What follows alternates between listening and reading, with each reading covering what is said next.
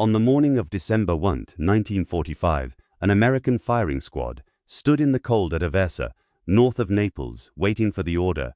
The prisoner tied to the stake was not a camp guard, not a local collaborator, not some forgotten bureaucrat pulled from a desk. He was General Anton Dostler, a senior German officer, 54 years old, a veteran of the old Reichswehr and Hitler's war, a man with the Knight's Cross on his record and decades in uniform behind him.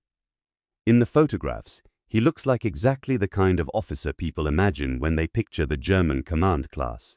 Composed, formal, certain that rank still means something. A few minutes later, it didn't. The shots cracked. His body folded. And with that, one of the earliest and clearest post-war answers to a terrible wartime question had been delivered in public view. What do you do with a general who says he was only following orders? That question matters because Dostler had not been condemned for some vague association with Nazi crimes. The charge was specific. 15 captured American servicemen had been shot in Italy in March 1944 after a failed sabotage mission near La Spezia. They were in uniform, they had been taken alive, and the order that sent them to a firing squad moved through Dostler's command. For many Americans of a certain generation, the moral outline of World War II felt clean when we first heard it in school. Good side, bad side, victory, justice. But the real story was usually harder than that. It lived in telegrams, field orders, arguments between officers, and in the last hours of young men whose names almost never make it into the textbook. This is one of those stories, and it begins not with a general at a stake, but with 15 Americans who came ashore in darkness believing they had a fighting chance. In March 1944, Allied commanders were still trying to break German control in Italy. The campaign had bogged down. Anzio had become a bloody stalemate. The German line across the peninsula held longer than many planners expected. In that setting, sabotage missions had real value. Blow a rail tunnel, sever a supply line, force the Germans to shift troops, and maybe you ease the pressure somewhere else. That was the logic behind Operation Ginny II. The mission called for a 15-man American team attached to the Office of Strategic Services, the OSS, the wartime organization that Americans now like to remember as the ancestor of the CIA. But OSS work was not all tuxedos and code names. Sometimes it meant rowing toward a hostile coast in the dark with explosives and a plan that had to work the first time. These men were from the 677th Headquarters Company, Detachment C. Many were Italian Americans. That mattered. They could move more naturally in the area if things went right. They could speak the language. They understood names, accents, habits. In American terms, think of it as a high-risk special mission built partly on cultural fluency, the sort of asset our military still values. They were supposed to land near the Ligurian coast, move inland, and destroy a railroad tunnel between Genoa and La Spezia, a route important to German logistic. It sounds surgical on paper. War usually does. The landing itself was the first problem.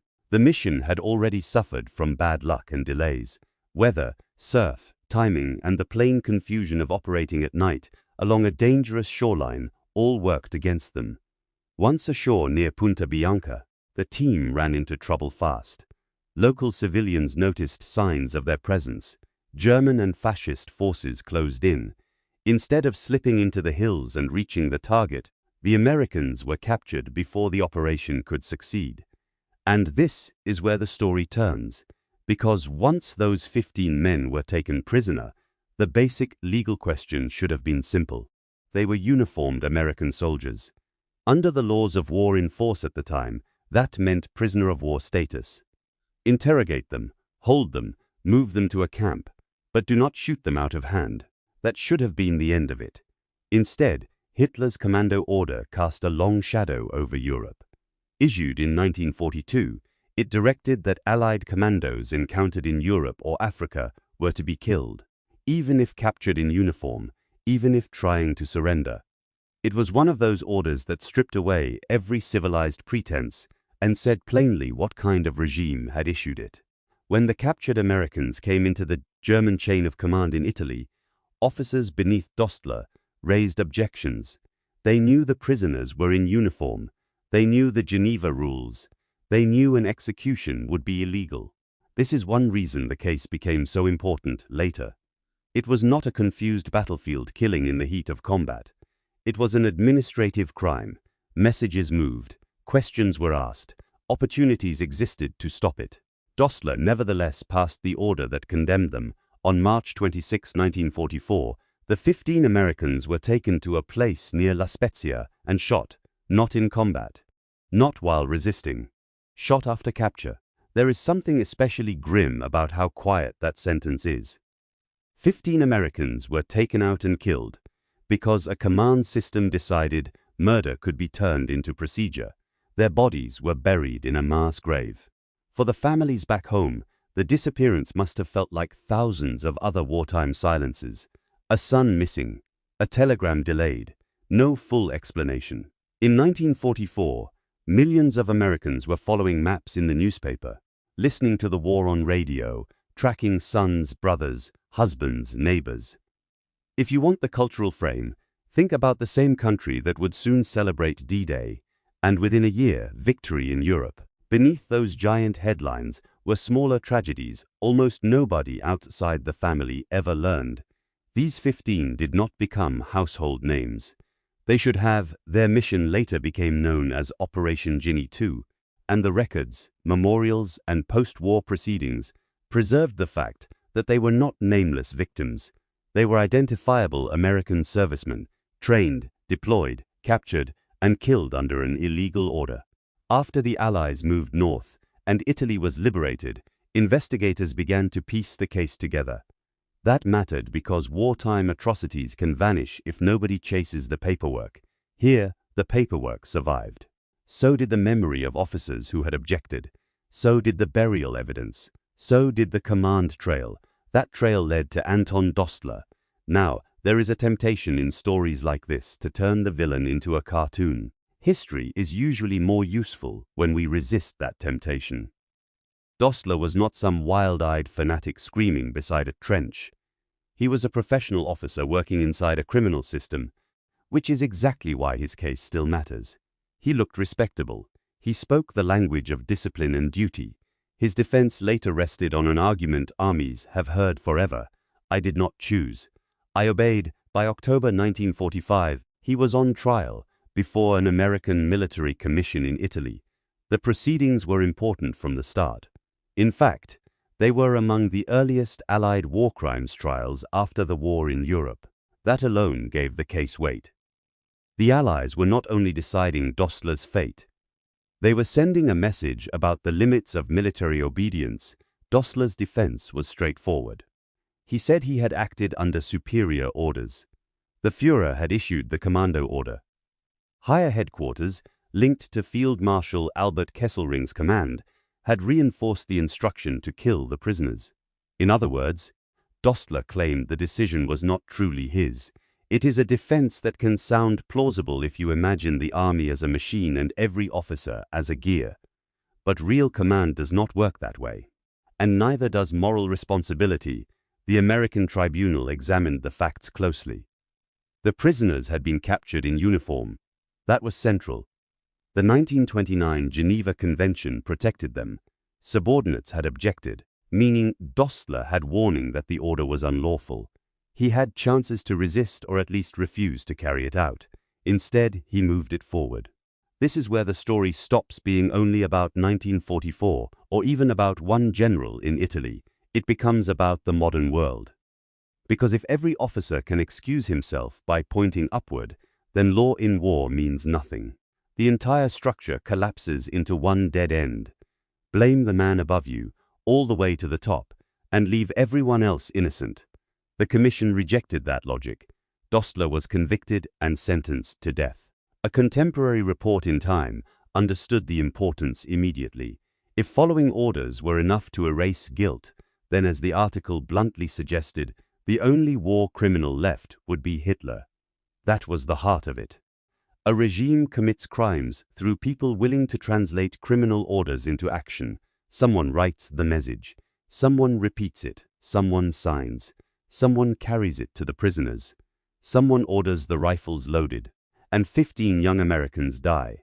If you're getting value from stories like this, the kind history class usually rushed past, subscribe and stay with us.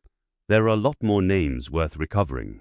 Dostler's execution came less than 2 months after his trial opened. On December 1, 1945, at Aversa, he was tied to a post and shot by a 12-man American firing squad. The images were recorded and later became some of the most recognizable photographs of post-war military justice. That visual record is part of why the case endured. Americans could see it. Not an abstract judgment, not a paragraph in a communique. A general, still in his uniform, facing the same kind of rifles his order had brought upon others. But we should be careful here. Justice is not symmetry. The 15 Americans killed in 1944 received no hearing. Dostler did. He had counsel, he had a tribunal, he had a chance to make his case. The men he condemned had no such chance at all. That difference is the entire point. It is also worth clearing away one of the myths that grows around stories like this. People sometimes try to attach famous names to wartime episodes because famous names travel better. George Patton's name gets pulled into all kinds of stories from the European War, as if his shag covers every dramatic scene involving German officers. But in this case, the core story is not really Patton and a captured general. The real history runs through the OSS mission, the German command in Italy, the American War Crimes Tribunal, and the execution at Aversa. Patton may help a headline travel. He is not the reason this story matters. The reason it matters is those 15 men. Their mission failed. That much is true. Their tunnel was never blown. Their lines of escape did not open. They were caught within days. In military terms, it was a disaster. But what happened next was not a disaster of war. It was a crime of decision, and that distinction is everything.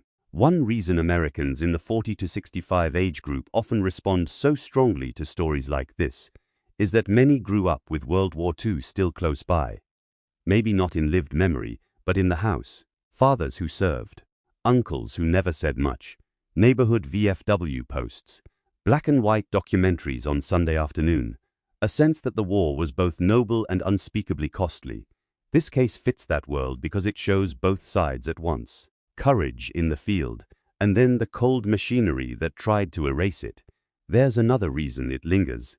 The Dostler case helped establish the principle that I was only following orders is not an automatic shield. Later generations would hear that principle in the context of Nuremberg, of genocide, of state violence, of command responsibility from Vietnam to the Balkans and beyond.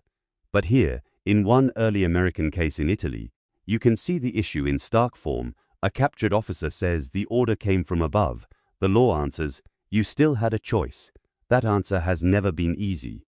It still isn't. Militaries are built on obedience. Nations at war depend on it. But civilization depends on a line that cannot be crossed, even by order. Especially by order. The Dostler case drew that line in public. Even so, history has a cruel habit of preserving the face of the perpetrator better than the names of the dead. Many people have seen the execution photographs without knowing a single thing about Operation Ginny II. They know Anton Dostler because the camera caught him in his final minutes. They do not know the 15 Americans because young men lost in a failed mission leave weaker visual footprints than a general tied to a stake. That's backward. It should bother us. The center of this story is not the general's death. It is the murder of the prisoners. It is 15 Americans coming ashore on a dangerous coast in March 1944. 15 men trying to cut a rail line in occupied Italy. 15 prisoners who should have been protected by the laws of war and were not. 15 graves concealed after the fact. 15 families waiting for news. And then, at last, the paper trail that brought one commander to account. There is a memorial now at the execution site for the Ginny men. That feels right. Not because memorials solve anything, they don't, but because memory has to be anchored somewhere. A place, a plaque, a list of names. Otherwise the famous photograph wins, and all we remember is the man at the stake. History deserves better than that, so do they. And maybe that is the real lesson here for an American audience now. In a time when every week seems to produce another argument about duty, law, loyalty, and whether institutions can hold, the story of Anton Dostler is not just about punishing one German general after World War II. It is about whether law has meaning when pressure is greatest, whether uniforms protect honor or merely hide cowardice, whether a person inside a command system can still be held to a human standard. In 1945, the United States answered yes. That answer came at Aversa, just after dawn. If this story changed the way you think about World War II justice, leave a comment with the name that stayed with you most, Dostler or Ginny. And if you want more stories rooted in real documents, real trials, and the people history almost lost, stay with this channel, because the last word in this story should not belong to Anton Dostler. It should belong to the 15 Americans he sent to their deaths.